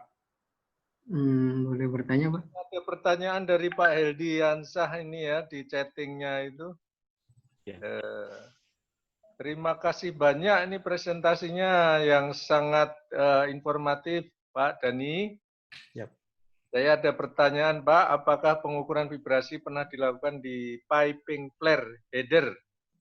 Misalnya khususnya downstream dari pressure relief valve atau pressure control valve untuk menghitung vibration induced dan efeknya terhadap integriti dari pipa. Yeah. Terima kasih banyak Pak Heldiansah pertanyaannya, Sensei. Kalau di flare-nya di dekat yang masih suhunya tinggi kami belum pernah Pak. Tapi kalau misalnya di flare yang kemudian menyebabkan katakanlah yang pernah kami kerjakan tuh di Badak itu yang ketika terjadi knocking karena terjadi two phase flow di dalam pipa, kemudian pipa ini bergetar, getarannya itu sampai menyebabkan penyangganya itu geser Pak. Nah itu pernah. Nah, ini kami pernah karena gesernya itu sedikit-sedikit, kami pernah prediksi Pak dan kira-kira nanti setelah sekian hari dia bergesernya akan sekian banyaknya gitu. Artinya displacement-nya tambah besar. Nah, itu sudah kami pernah lakukan dan hasil prediksinya juga ternyata sesuai dengan kondisi di lapangan. Dan itu kami pernah lakukan di 2 kali kasus, dua-duanya di Badak, satunya di site di plant-nya, satunya di pipanya yang dari Muara Badak itu. Yang satu itu karena kondensat, bercampur kondensat, kemudian yang satunya lagi dia bercampur masih dengan, kalau kata operatornya sih ini ada campuran pasirnya gitu bersama dengan gas dan kondensatnya karena dari sumur pipanya itu. Nah, dari situ kemudian kami bisa prediksi dengan baik ini Pak, pergeseran apa namanya pipanya, sehingga dari situ berapa tegangan pipanya yang ketarik akibat dia bergeser itu bisa diprediksi. Kami pernah juga Pak yang itu. Tapi kalau untuk yang kasus flare belum pernah. Oke. Mungkin menjawab Pak Heldi. Mohon maaf kalau belum. Terima kasih Pak Dani. Tanya Pak. Ya silakan. Pak Iya. mau ikut tanya Pak. Oh mau ikut tanya. Oh ya Pak Tajudin, silakan Pak. Pak, Sensei, Pak Tajudin Sensei. Resiko. Pak itu kan kalau di mesin-mesin itu kan biasanya ada frekuensi, ada itu kan amplitudonya gitu ya. Pernah nggak yang pakai apa? Yang pakai mikrofon itu dibandingkan sama yang langsung gitu Pak. Misalnya pakai vibration analyzer atau apa gitu. Maksudnya kan kadang frekuensinya mungkin sama gitu, tapi misalnya apa amplitudonya misalnya apakah juga sama apa ada beda seberapa persen gitu. Terima kasih Pak Sensei pertanyaannya. Apa namanya? Yang pernah kami lakukan ada 2 kasus untuk yang menggunakan acoustic emission, jadi tidak menyentuh, pakai suara, kemudian yang satunya dengan menggunakan akselerometer. Itu dua-duanya kami coba untuk baik di lab maupun di lokasi. Nah, kasus pertama waktu itu di kapal perang. Kapal perang apa namanya Sapuranjau. Keluhannya adalah Pak, ini kalau operasi di daerah operasi apa namanya tiba-tiba kadang-kadang ini apa namanya shaft-nya itu bermasalah, bergetar besar, bergetar tinggi, kemudian mesinnya mati, tapi di tengah laut gitu, dan di tengah lautnya itu kadang-kadang di tempat yang jauh dari, karena fasilitas perbaikan kapal perang kita kan cuma ada di Surabaya Pak, tidak ada di tempat lain. Sementara kalau operasi kan dia bisa saja di tengah laut di Maluku sana. Nah, akibatnya akhirnya kami buatkan alat seperti ini. Kemudian kami coba sehingga kapten kapal itu bisa dengan cepat mengambil keputusan kapan rotasi RPM-nya si shaft ini diturunkan, sehingga mencegah terjadinya trip akibat apa namanya gangguan vibrasi di mesin tadi itu. Ini juga sudah pernah kami lakukan. Kemudian yang kedua itu di Python, Pak. Itu pernah kami lakukan juga. Apa namanya suara versus vibrasi. Yang menarik adalah dari temuan kedua kasus ini baik di atas kapal maupun di Python adalah apa namanya kalau dari sisi frekuensinya, frekuensi dari putaran mesin itu dengan yang ditangkap oleh akustik itu sama, kita bisa dapatkan dengan baik dengan tepat. Yang jadi masalah seringkali adalah amplitudo, karena amplitudonya lebih banyak diganggu oleh biasanya frekuensi yang tinggi. Nah, ini kemudian bagaimana caranya supaya frekuensi tinggi ini pengganggunya diidentifikasi, kemudian dihilangkan. Ini tantangan yang sementara kemarin sudah kami apa namanya sudah kami selesaikan, tapi selesainya tidak selesai tuntas gitu nih Pak. Karena kami coba waktu itu dengan cara sederhana, bagaimana kalau mikrofonnya pakai windscreen dengan tanpa windscreen. Harapannya adalah frekuensi tingginya hilang, frekuensi rendahnya saja yang masuk. Dan itu berhasil. Tapi setelah itu kami coba, dari berhasilnya itu kan kami terus tahu, oh ternyata kondisinya itu banyak di frekuensi ini yang menyebabkan dia mengganggu. Kalau gitu kita pasangi filter saja, frekuensi yang ini dibuang, yang tinggi, kemudian tanpa windscreen, alat itu dipasang kembali. Hasilnya lebih baik, Pak. Dan itu kemudian dikonfirmasi dengan prosedur pengukuran yang sesuai dari pabriknya itu sendiri menggunakan vibrometer. Sudah pernah, Pak. Cuman kendalanya di amplitudo tadi itu. Karena kalau amplitudo tidak sesuai kan berarti keparahan rusaknya mesin kan bisa keliru, Pak. Ya, ada lagi, Pak. Iya, monggo. Itu juga kalau di analiser sendiri itu kan suka apa kalau begitu pakai window itu ya. Iya. Ada yang Henning, ada yang laptop atau apa gitu. Iya. Terus kan ada yang satu kalau frekuensinya punya kelebihan lebih tepat. Iya. Tapi yang jenis 1 frekuensinya kurang tepat, tapi amplitudonya itu yang lebih akurat. Itu atau mungkin karena itu juga Pak dari analisernya apa sebetulnya sudah dicek semua gitu ya. Betul Pak, saya kira kalau yang Bapak sebutkan tadi itu penyakit bawaannya dari window tadi itu nggih Pak. Mau nggak mau itu ada. Dan itu tidak bisa dihilangkan. Kalau kita memakai metode Fourier yang memang itu bawaan dari alat vibrometernya yang biasa dipakai di pabrik. Nah itu sebabnya kami perkenalkan tadi itu yang di awal saya berbicara tadi itu menggunakan yang disebut dengan instantaneous frekuensi. Jadi windownya tidak lagi window begitu, tapi dibalik begitu. Jadi dia punya sisi positif sama sisi negatif. Jadi ada di separuh itu ada di sisi imajiner, separuh di sisi real. Nah sehingga nanti ketika dia digabung, dia tidak lagi memiliki seperti itu. Tapi mudah-mudahan saya bisa menjelaskan dengan baik ya supaya mohon maaf Pak, mudah-mudahan bisa diterima. Sebenarnya ada cara sehingga pemilihan window tadi itu tidak menjadi masalah. Halo? Putus tadi Pak. Putus nggih, sebentar. Saya coba ganti dulu.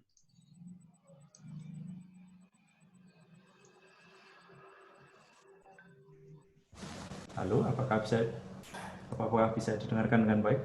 Ya Pak, ya Pak. Nah, baik.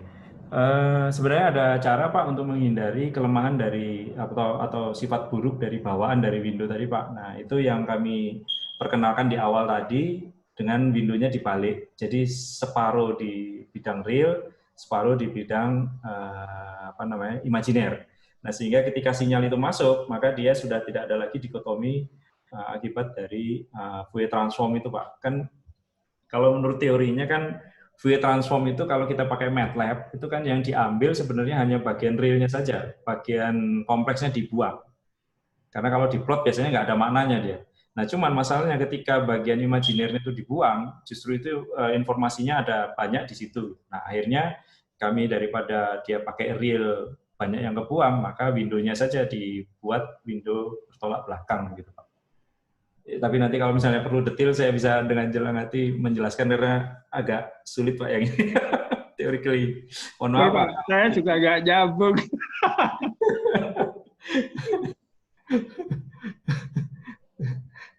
Oke, makasih Pak. Mohon maaf Pak. Terima kasih. Ya, yang menarik pakai acoustic emission-nya itu. Iya.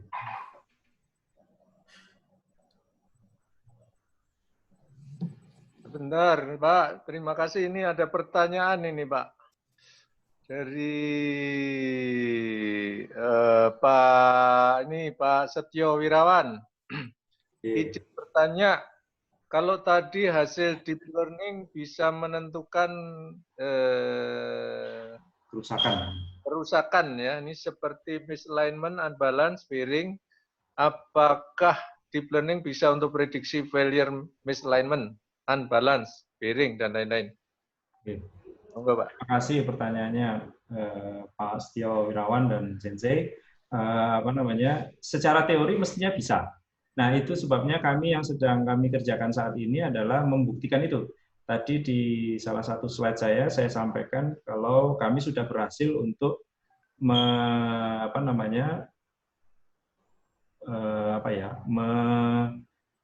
menentukan kalau datanya itu sudah waktu yang lampau.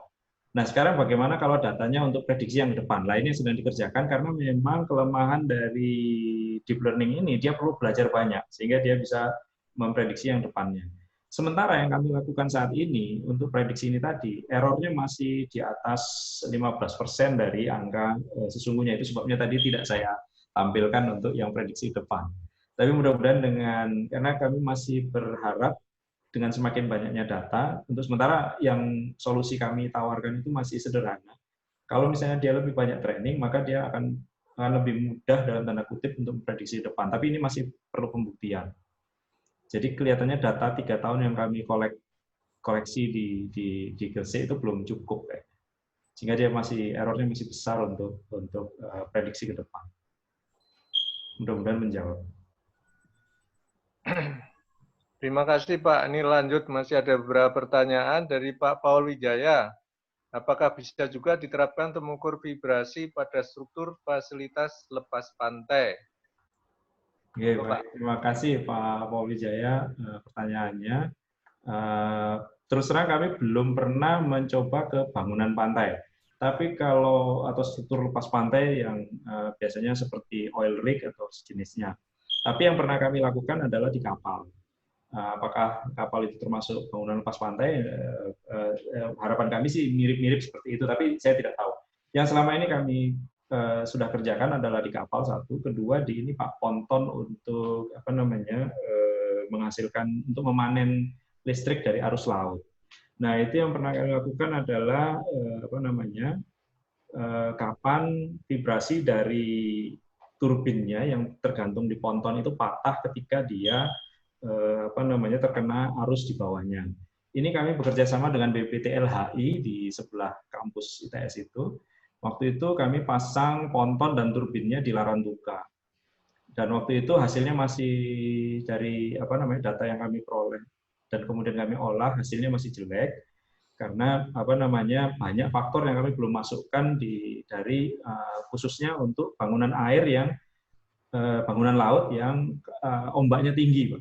Nah, kalau di yang kami ukur di bangunan di kolamnya LHI itu sudah berhasil dengan ketepatan yang baik.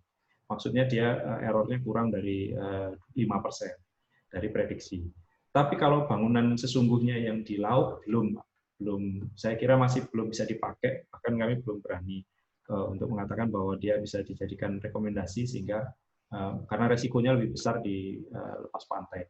Saya kira itu Pak yang bisa saya jawab. Mohon maaf saya belum bisa banyak berbicara mengenai yang di struktur lepas pantai, tapi kami pernah mencobanya dan pernah melakukan. Terima kasih. Terima kasih Pak Dhani. Terima kasih Pak. Pertanyaan berikutnya dari Pak Amirul Akbar. Izin bertanya Pak. Satu, mengenai keakuratan alat ukur yang digunakan di industri seperti CSI dan lain-lain. Dua, tanggapan Bapak mengenai ODS, bagaimana? Tiga, tadi sempat diutarakan mengenai smart signal GE. Tahu saya di GE memakai SBM untuk smart signal. Jika dibandingkan dengan menggunakan LSTM, autoencoder, bagaimana ya Pak? Dan cara mengukur keakurasian masing-masing metode tersebut seperti apa? Bapak, silakan. Terima kasih Sensei. Pak Amirul, sebelum saya bisa menjawab, sebenarnya saya ada beberapa singkatan yang saya tidak familiar, Pak, seperti CSI dan ODS. Tapi untuk yang GE saya bisa jawab dulu mungkin. Nah, dengan GE ini Smart Signal memang mereka memakai cara yang berbeda. Tapi kami ketika membandingkan itu tadi, ketika kami bandingkan di antara kedua metode yang kami pakai, kami menggunakan data yang sama, yaitu data yang diberikan oleh GE. Sehingga dari situ kita bisa mengira-ngira kalau punya saya lebih baik dari sisi ininya, punya GE lebih baik dari sisi yang satunya. Dari situ kemudian kami saling apa yang bisa diperbaiki dari masing-masing cara ini. Nah, sehingga misalnya dari sisi seperti ini, kalau GE misalnya memerlukan data yang lebih banyak, data kami misalnya dengan cara yang kami usulkan tinggal separuh. Tapi dari sisi kecepatan punya kami lebih baik dibanding GE misalnya dari sisi pengambilan keputusan. Tapi dari sisi hasil akhir pengukuran atau prediksinya punya GE jauh lebih baik daripada punya kami. Jadi masing-masing masih punya yang harus diperbaiki dari masing-masing pihak ini.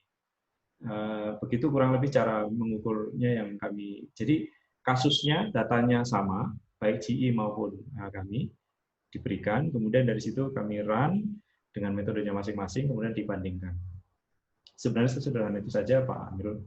Mohon maaf yang lainnya saya belum bisa jawab Pak. Ini singkatan apa nih yang CSI sama ODS? Baik Pak. Memang kebetulan saya kerja di PJB Pak, sedang coba mempelajari tentang deep learning ini sedikit saja Pak, karena basic saya dulu teknik mesin Pak, sebelah kampusnya Pak. Kalau yang digunakan GE memang benar pakai SBM berarti Pak, simulated based modeling. Kalau yang di Bapak menggunakan LSTM itu tadi. LSTM itu kalau nggak salah sempat saya baca di jurnal itu dia bisa mempredik nanti ke depannya nilai estimasinya itu muncul di berapa gitu ya Pak ya? Iya, betul Pak. Nah, bagaimana cara kita tahu tingkat keakurasian tersebut seperti apa sih Pak? Sempat saya mengikuti disertasi dari Bu Indi apa ya? Bu Rini atau Bu siapa? Itu dia bilang akurasi untuk kayak back propagation dan lain-lain itu cuma berkisar di 70-75% nilai keakurasian. Ya. Nah, sebenarnya Ya. ingin saya tanyakan secara pribadi itu bagaimana sih Pak kita mengetahui nilai cara mengukur akurasi dari masing-masing pendekatan deep learning ini, terutama neural network ini? Kalau yang kami pakai dan tim GE sebenarnya sederhana saja Pak. Jadi kan kita sudah punya data yang diakui kebenarannya oleh kedua belah pihak, disepakati bahwa ini adalah data ini data ini, kemudian angkanya di sekian. Nah kami berusaha mendekati angka tersebut gitu. Nah kemudian selisihnya itu berapa? Nah karena kasusnya sama, maka selisih itu yang kami jadikan acuan kalau GE lebih baik daripada kami misalnya begitu. Oh begitu ya Pak. Sederhana itu aja sih Pak. Siap. Kalau mengenai ODS ini sedang coba dikembangkan, Pak. Kalau nggak salah itu singkatannya Operation Deflection Shape. Jadi dia monitoring masing-masing sensor itu misalkan di turbin gitu. Cuma nanti akhirnya yang dimunculkan warna sih, Pak. Jika misalkan dia vibrasinya agak tinggi, warnanya nanti kuning, merah, dan selanjutnya. Cuma pendekatan aja sih, Pak, itu. Operation. Kalau yang ODS-nya belum tahu, nanti saya coba cari lagi deh. Saya belum paham, belum pernah. Pak, mau nanya juga nih Pak, mungkin yang terakhir ya. Yeah. Kalau yang menurut Bapak, tingkat keakurasian memakai SBM dan VSBM-nya oleh GE jika dibandingkan dengan Bapak itu berapa ya Pak? Tadi kalau Bapak sebutkan tadi kan untuk yang LSTM itu kisaran di 15%, Pak. Yeah. Errornya, nilai standar deviasinya. Iya, kalau misalnya punyanya GE, dia bisa di bawah 2%, masih ya, sudah bisa di bawah sana. Jadi kami masih jauh sekali dari ini, jadi berkali-kali lipat dari sisi ini. Cuman yang kami kejar sekarang ini, terus terang di lab kami ini sedang mengerjakan yang machine learning, tapi yang dikejar masih kecepatan dulu gitu, karena mungkin kita sama-sama maklum kalau kecepatan sumber daya komputasi kami tidak sebaik GE gitu. Makanya kecepatan jadi nomor 1 gitu. Jadi akurasinya nanti dulu deh gitu. Pokoknya berhasil dulu konsepnya. Nah nanti setelah itu baru. Nah yang sedang kami kerjakan tapi dengan proyek yang lain lagi. Kalau misalnya ingin saya masih berargumen gitu dengan GE. Seandainya misalnya saya punya kasus di mana pengukurannya tidak sempurna, tidak komplit seperti tadi sparse begitu ya. Nah mungkin tapi sekali lagi masih mungkin, kami perlu pembuktian gitu, karena belum pernah ada dan itu saya yakin di pabrik juga dihindari pengukuran yang tidak komplit. Tapi seandainya itu terjadi, Pak. Nah, seperti yang saya sampaikan di depan tadi itu, metode kami masih baik, gitu. Cuman baiknya seberapa lah itu yang belum diukur bersama GE. Karena biasanya kalau pabrik ada sesuatu yang dianggap tidak komplit, kan langsung manggil vendornya biasanya, Pak. Betul. Oke. Tapi itu kan kalau perusahaannya sebesar PJB, kalau kami kemarin itu perusahaannya kecil-kecil yang di daerah Gresik itu mereka nggak punya seperti itu, Pak. Jadi minimal kami bisa membantu walaupun dengan error yang masih besar. Oke, Pak Tersuan. Terima kasih Pak. Nih lanjut lagi Pak. Pak Edi bisa tanya Pak Edi, menyambung pertanyaannya Pak Amirul, Pak Edi, Andreas, Pak Edi. Oh ya, silakan. Ini Pak, ini ada sebenarnya di chat-nya ada 2 pertanyaan, tapi silakan dulu Pak. Ya, mumpung masih nyambung terkait dengan pertanyaannya Pak Amirul tadi ya. Ya, silakan. Saya tertarik dengan item yang ketiga tadi Pak, terkait dengan smart signal. Nah, memang satu hal yang baru lah, sinyal-sinyal cerdas yang diolah. Apakah nanti sinyal cerdas itu juga akan mengeluarkan output semacam anomali gitu Pak? Mohon klarifikasinya Pak. Oh. Kalau yang GE-nya saya tidak bisa menjawab Pak Andreas, tapi kalau yang punya Bapak aja. Nanti. Dari sisi kami pendekatannya begini Pak. Kalau misalnya plan itu dianggap normal dan si machine learning-nya ini sudah tahu kalau itu normal, maka biasanya kami jarangkan dia mengambil datanya. Tapi yang terpenting adalah dia harus ada pengaman bahwa sudah mulai ada gejala. Nah, gejala ini yang kemudian dia waktunya lebih pendek lagi untuk mengambil datanya lagi, lebih cepat lagi. Nah, dari situ kemudian si machine learning itu mulai belajar lagi bahwa ini loh yang disebut abnormal yang seperti ini itu yang ini. Nah, ketika memang di awal belajar itu tadi kami coba pasang di mana di Gresik tadi itu apa namanya itu sebabnya yang kami kejar kecepatan dulu, Pak, karena dia harus mengambil keputusan cepat dulu, tapi apakah dia akurat? Nah, itu yang kemudian tadi ditanyakan oleh Pak Amirul. Nah, apa namanya yang kami peroleh adalah kalau dia semakin lama belajar dan semakin banyak kasus yang dihadapi oleh machine learning ini, harapan kami adalah dia akan semakin pintar, karena dia punya khasanah yang lebih banyak. Nah, masalahnya berikutnya adalah seberapa banyak dan seberapa lama dia harus belajar, karena tidak mungkin menunggu pabriknya tiba-tiba ada catastrophic event, kemudian baru dia belajar gitu. Nah, ini yang kemudian kami masih mencari cara gitu, bagaimana mengembedkan atau menginjeksikan pengetahuan baru tadi itu, padahal plan-nya itu belum tentu ada copy paste-nya yang sama gitu di tempat yang lain yang bisa dipakai sebagai reference gitu, Pak. Nah, itu memang kelemahan yang belum bisa dia harus belajar dulu gitu. Satu lagi boleh Bapak, mumpung masih nyambung. Ya, tadi terkait dengan belajar machine learning, secara keilmuan Bapak, relevannya itu mengambil data, untuk big datanya tuh ditarik ke belakang berapa tahun sih Pak? Relevannya untuk kita menjadikan sebagai semacam belajarnya machine learning lah. Mungkin 1 tahun ke belakang atau 3 tahun ke belakang, jadi semua data kita ambil sebagai permodelan, itu berapa tahun relevannya untuk keakurasian secara akademisi Pak? Bagaimana Pak? Oke, baik. Kalau secara aturannya tidak ada ini Pak, jadi trivial. Yang selama ini kami lakukan, kalau misalnya kejadiannya seperti di pabrik itu kan dia reliability-nya sangat tinggi karena memang diharapkan dia tidak gagal. Nah, ini tentunya seperti tadi yang di Gresik itu kami sudah 3 tahun Pak, tapi ini belum juga belum juga baik karena memang belajarnya kasusnya masih sedikit. Karena kejadiannya ya cuma itu aja gitu. Tapi kalau misalnya kami punya kayak yang di lab, kemudian kami bisa create banyak hal sehingga dia bisa belajar lebih banyak. Sebenarnya kalau diorderkan itu hanya sekitar 2-3 jam selama dia bisa belajar dengan kasus yang banyak tadi itu, Pak, sehingga dia berikutnya sudah bisa dilepas sendiri. Nah, kemudian kalau misalnya kita tarik jadi kerangka waktu yang lebih panjang dari dalam skala pabrik, lah ini mungkin perlu ada ini sebenarnya. Idealnya sih Pak, kan si pabrik itu punya data yang terekam, kemudian tersimpan rapi sekian tahun gitu, sehingga dia bisa diumpankan. Karena kami pernah terlibat yang tahun lalu itu dengan tim dari Texas, tapi bukan data pabrik, datanya itu data ini Pak, rekaman seluruh misi Apollo, mulai dari Apollo 1 sampai Apollo 14, itu kemudian data suara tadi itu dimasukkan, diumpankan ke machine learning tadi, kemudian dipakai untuk memprediksi mission control yang ada di NASA. Nah, dengan seperti ini, karena kondisi terburuk pernah dialami, misalnya seperti meledaknya Challenger, gagalnya misi Apollo 13, sehingga dia bisa memprediksi berikutnya ini gagal apa enggak gitu. Jadi mungkin itu yang menjadi kelemahan bahwa dia harus belajar dulu dari sisi terburuk sebelum dia bisa mengambil keputusan dari yang levelnya lebih rendah. Nah, ini masih belum tahu Pak saya jawabnya kalau ini. Oke. Terima kasih Pak Dhani. Kebetulan saya dengan Pak Amirul satu perusahaan Bapak. Dan jadi ini memang di kami juga lagi ini berkecimpung ke prognostik ini Pak. Terkait dengan ini, terkait dengan bagaimana kita memprediksi reliability suatu power plant atau meningkatkan efisiensi suatu power plant. Terima kasih Pak Dhani buat masukannya. Pak Edi, monggo. Terima kasih Pak. Ini lanjut lagi ya Pak Dhani, ini pertanyaan Pak Ivan Stefanus.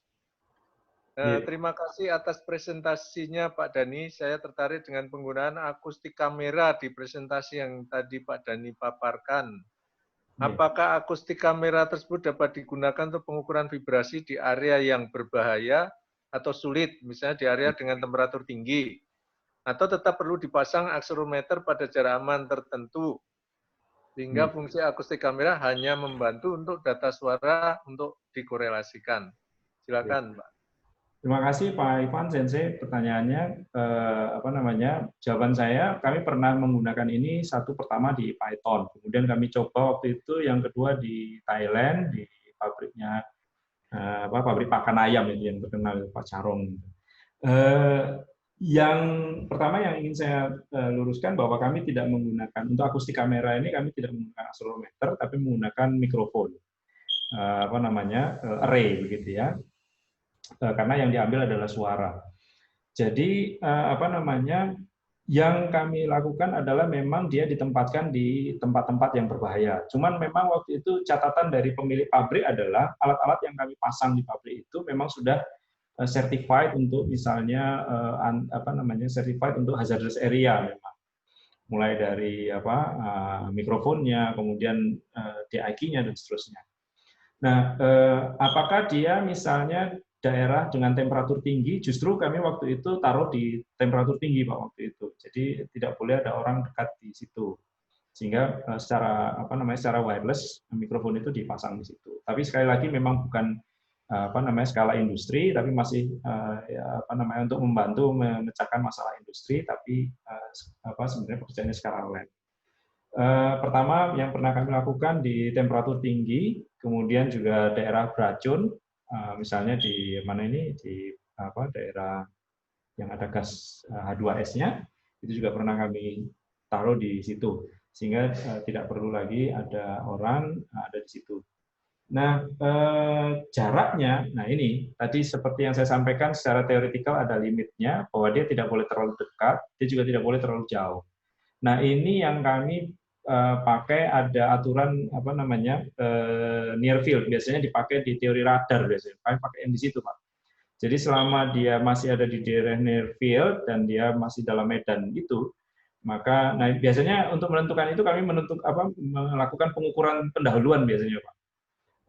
Misalnya dengan menggunakan alat yang sederhana, misalnya SLM begitu, nggih. Nah, terus dari situ kita bisa tahu kalau background-nya sekian dB, bunyi sumbernya sekian dB.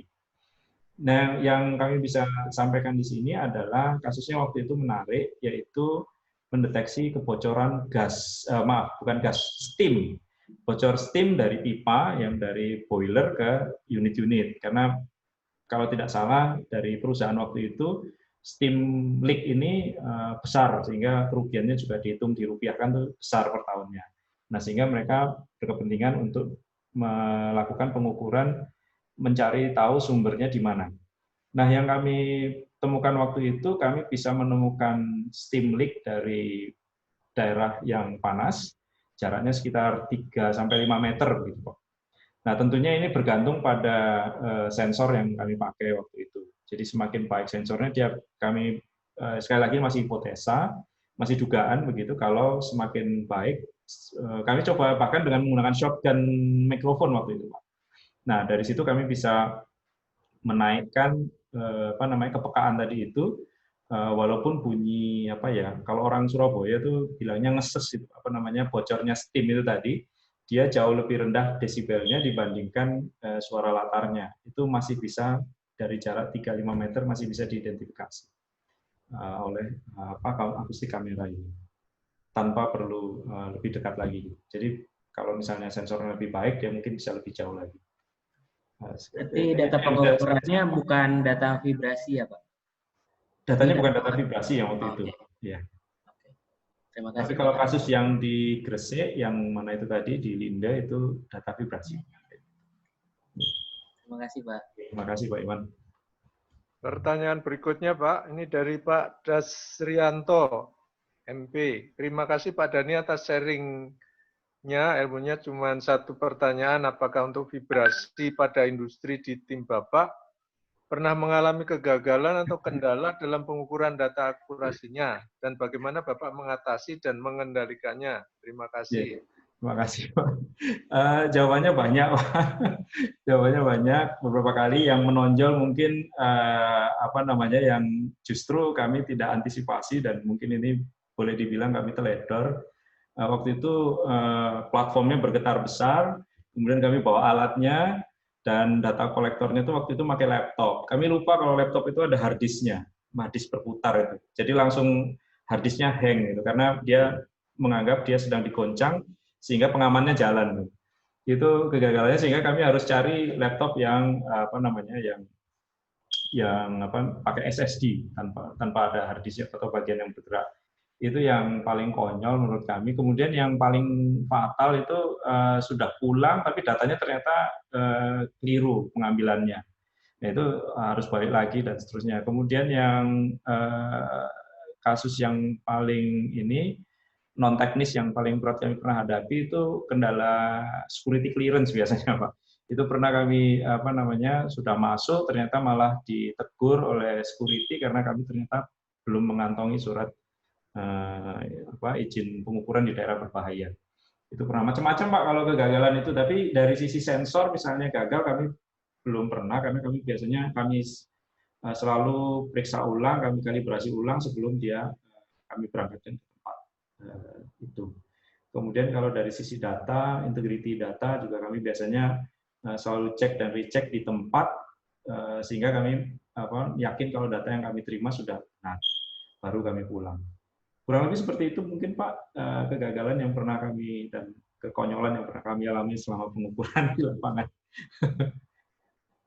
Berikutnya, Pak, ini pertanyaan dari Pak Jani Devi Tiko.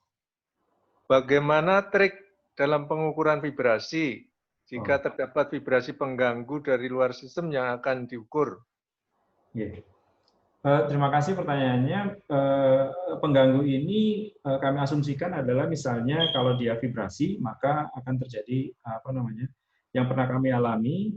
Ternyata misalnya yang pernah kami alami ketika terjadi knocking tadi, fenomena knocking di pipa. Ternyata fenomena ini waktu itu diikuti dengan resonans di struktur pipa di sekitarnya. Sehingga bisa dibayangkan sebenarnya vibrasi yang kami ukur bukan vibrasi yang sesungguhnya, tapi resonansnya. Jadi dia bertambah besar, sehingga kami tidak dapat sebenarnya base vibrasi awalnya itu berapa gitu, exciternya. Nah, tapi dari situ itu yang satu hal. Nah, kami waktu itu akhirnya kami minta operatornya untuk menurunkan sehingga vibrasinya tidak terjadi, kemudian naik pelan-pelan naiknya sehingga dia bisa kami ukur. Terus yang lainnya lagi, akhirnya kami sekarang menghadapi peristiwa seperti itu, kalau ke plant tidak pernah membawa satu sensor, biasanya selalu 2 atau lebih. Jadi mengukurnya biasanya multi sensor, multi accelerometer gitu di beberapa tempat. Karena kalau ada pengganggu, saya bisa dengan teknik blind source separation atau source localization, dia bisa ditentukan dari mana arah datangnya dan getaran yang ini tuh miliknya siapa. Sehingga dengan cepat saya bisa, kalau begitu kami tidak perlu lagi melakukan pengukuran ulang, tapi kami sudah tahu bahwa tadi ada pengganggu dari mesin yang satu dengan mesin yang lain. Sehingga kita masih tetap bisa mendapatkan data sesungguhnya dari yang sedang diukur itu. Mudah-mudahan menjawab Pak Yan. Terima kasih, Pak. Terima kasih, Pak. Lainnya itu ini kesan-kesan nih, presentasinya bagus gitu, Pak. Waduh, terima kasih, Pak. Barangkali ada pertanyaan lain yang akan disampaikan dari Ibu-ibu dan Bapak-bapak yang hadir pada sesi sore ini.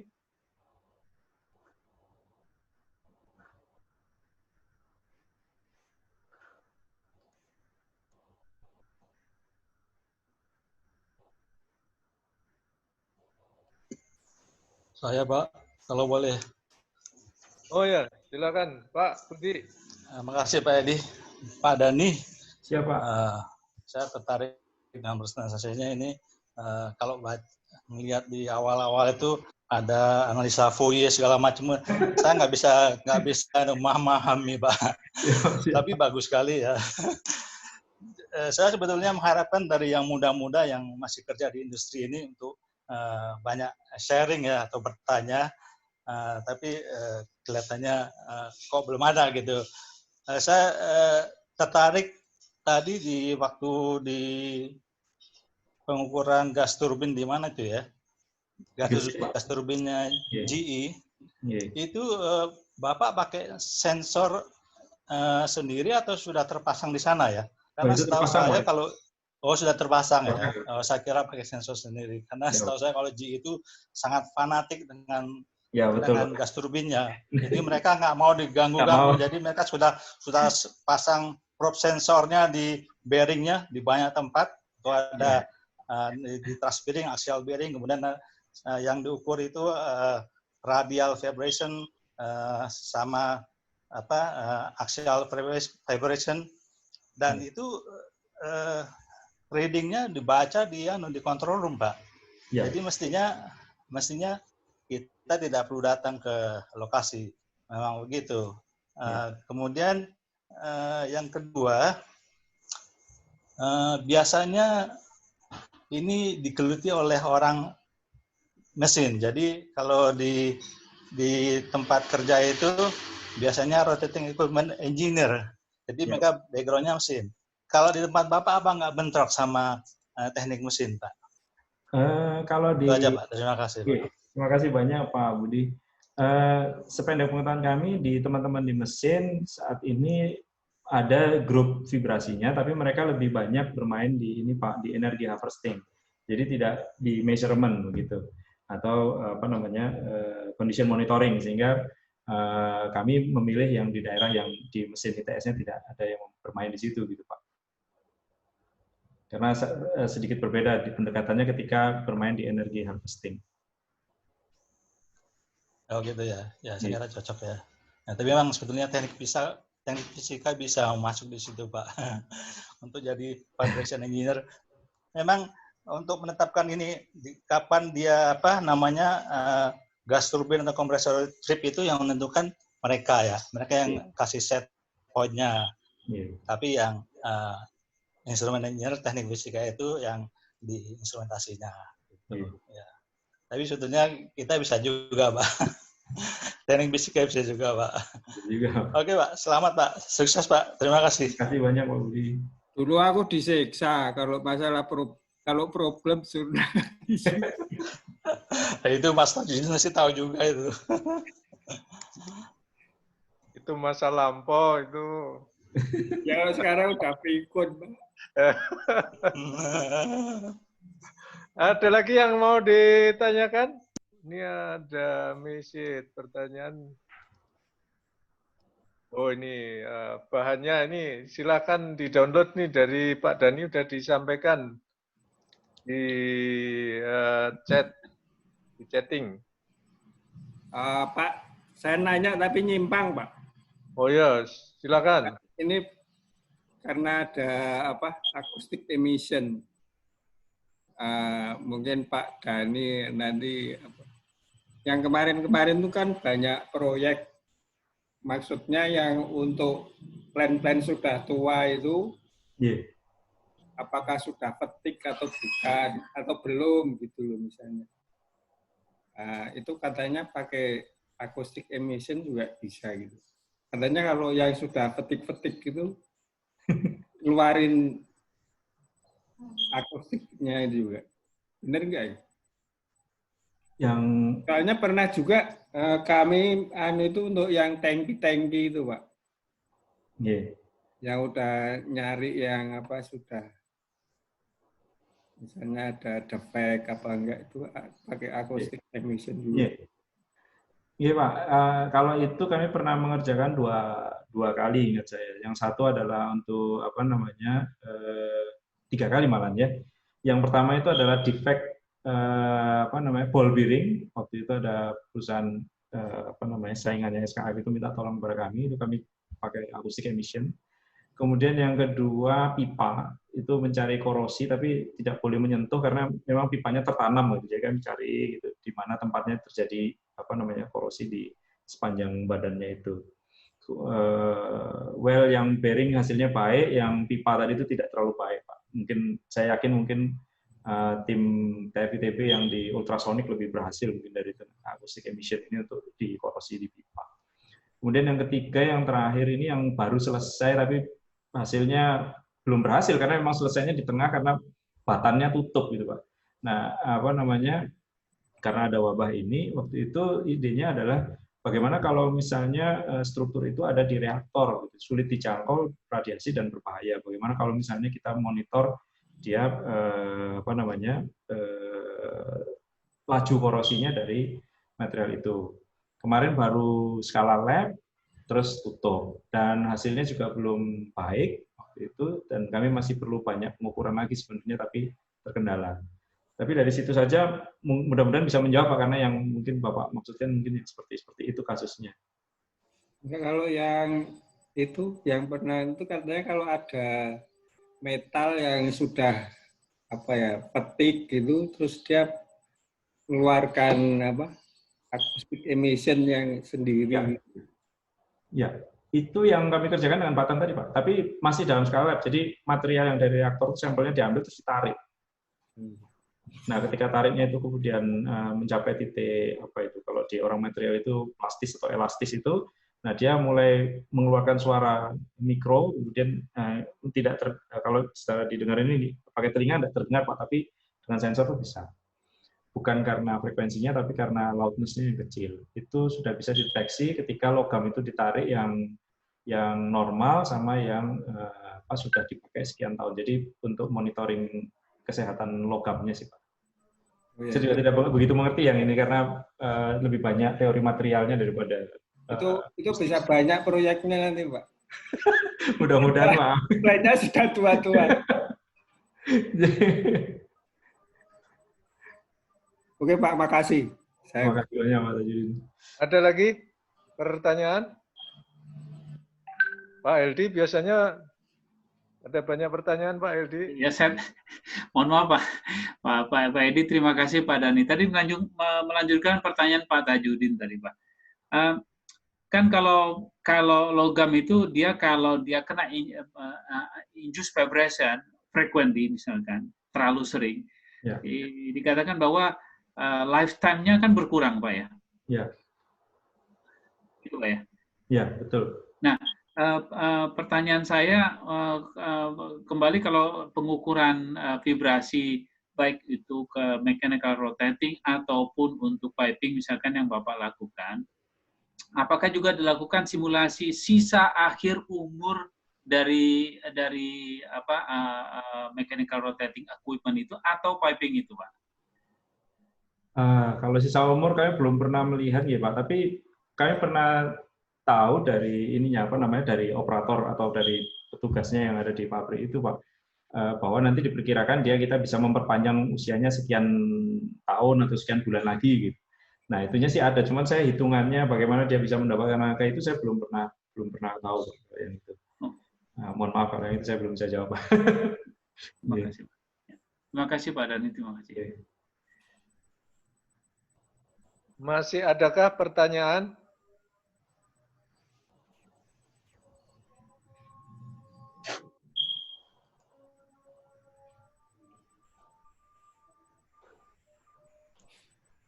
Baik, kalau nggak ada pertanyaan, kita akhiri sampai di sini. Ini sudah, kalau di Surabaya udah lewat ya, ini adzan maghrib. Sudah lewat.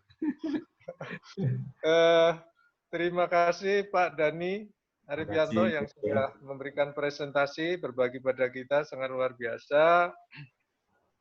Memberikan contoh pada dosen-dosen nih kan, sudah mengamalkan tridharmanya katanya itu kan. Ngajar, itu menyebarkan ilmu, mengajar. Itu kan. Bukan mengajar ya Pak ya, mengajar. Menyebarkan ilmu. Tadi meneliti, kerjasama sama GI segala itu mengembangkan ilmu.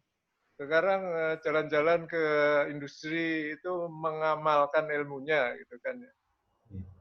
Kemudian berbagi, dapat feedback lagi, digunakan lagi di kampus, mengajar lebih baik lagi. Ini saya pikir satu siklus yang bagus gitu ya.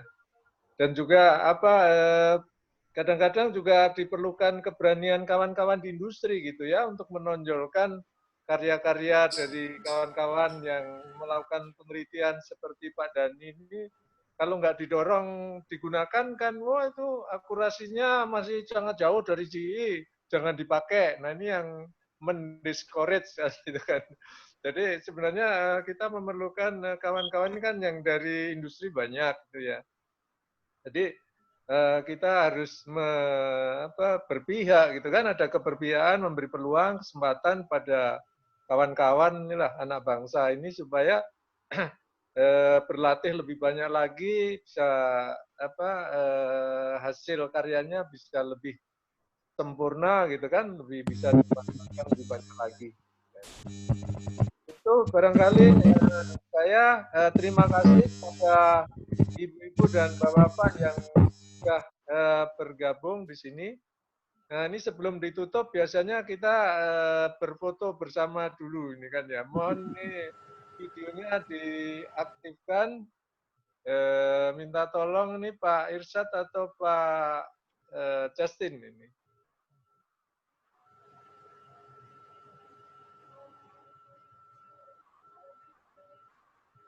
Ini masih lumayan nih, lebih dari 60. Ada Pak Komandan ini, Pak Budiono. Ya. Selamat sore, Pak.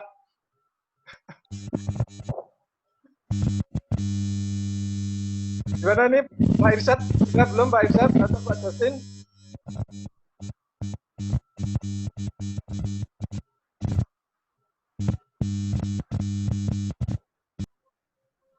Pak Irsyad? Sudah?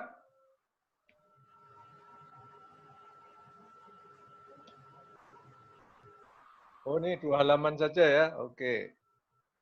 Baik, kalau begitu kita akhiri sampai di sini acara kita. Bagi yang tertarik, besok ada lagi acara yang tentang infrastruktur mutu sektor fotovoltaik di Indonesia. Yang mendaftar sudah 400-an gitu kan. Ini yang mendaftar 120 tapi tadi saya lihat sampai 90, jadi ada 25% yang tidak hadir. Besok yang daftar 400-an, berarti kalau 25% absen ya 300-an gitu kan ya. Bagi yang tertarik silakan kita ketemu lagi besok sore. Selamat sore. Wassalamualaikum warahmatullahi wabarakatuh. Waalaikumsalam warahmatullahi wabarakatuh. Terima kasih. Terima kasih Pak Edi, terima kasih Pak Dani. Terima kasih Pak Sensei. Semua. Terima kasih Pak semuanya. Terti, jaga kesehatan. Pak, Bapak juga. Siap.